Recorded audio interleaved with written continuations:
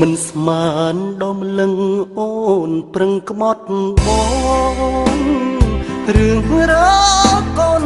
ឡងបងហើយនឹងស្រី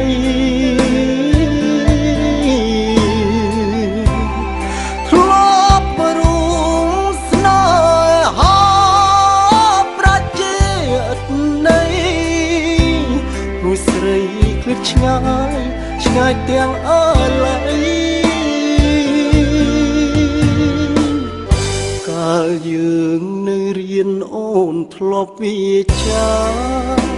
អូនប្រាប់បងថាស្នេហ៍តែបងមួយសំដីមិនបាត់ចិត្តបងស្អែនព្រួយព្រះអើយសូមជួយឲ្យនាងវិលវិញបងក្រមែនពិត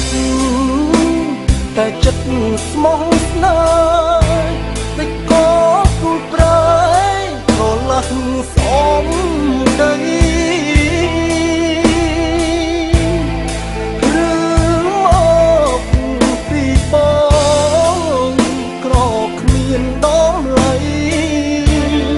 បានជាស្រីថ្លៃ